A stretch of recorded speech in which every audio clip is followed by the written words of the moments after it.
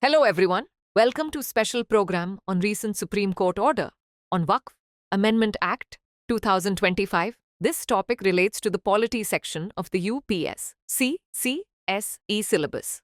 Let's see why this is in news. The Supreme Court of India on 15 September 2025 declined to stay the entire Waqf Amendment Act 2025, noting that presumption is always in favor of the constitutionality of a law passed by the legislature.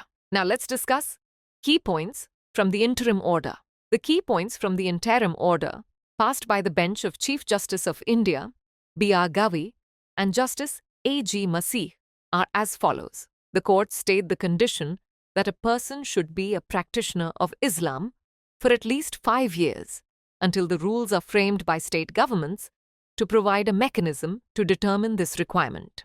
Without such a mechanism, the provision could lead to arbitrariness, the court stated. The court stayed the provisions allowing the government to derecognize Waqf land during the pendency of the decision by the government officer on the encroachment dispute. The Supreme Court stated that allowing the collector to decide the dispute is against the principle of separation of powers. Till the question of title is decided by the tribunal or the court, the disputed Waqf land will not be affected.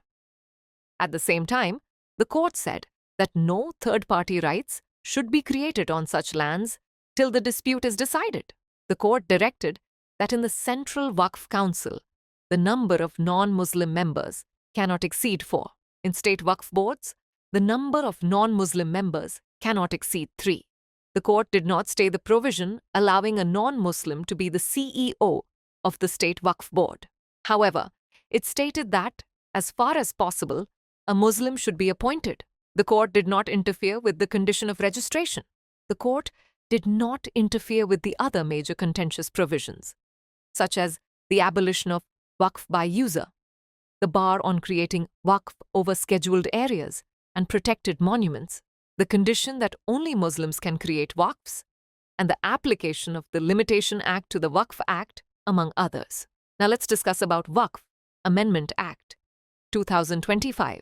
The Waqf Amendment Act 2025 was passed by the Parliament and it has received assent of the President.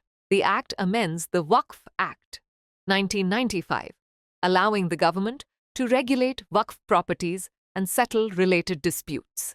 The Act aims to improve Waqf board efficiency, update Waqf definitions, streamline registration, and boost use of technology in record management.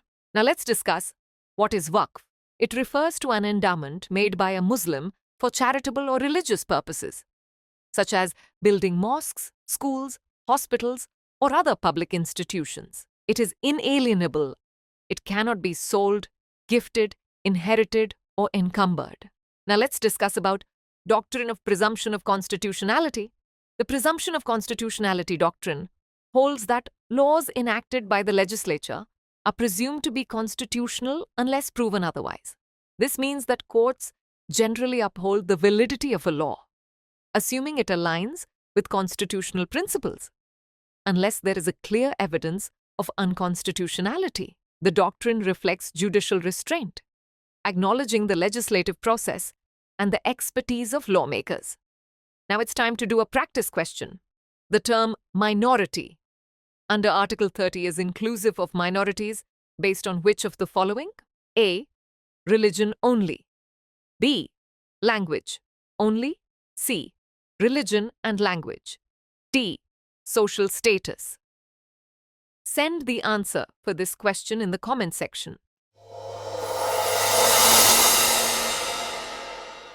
For more informative content, like, share and subscribe, and do not forget to press the bell icon to get the notifications.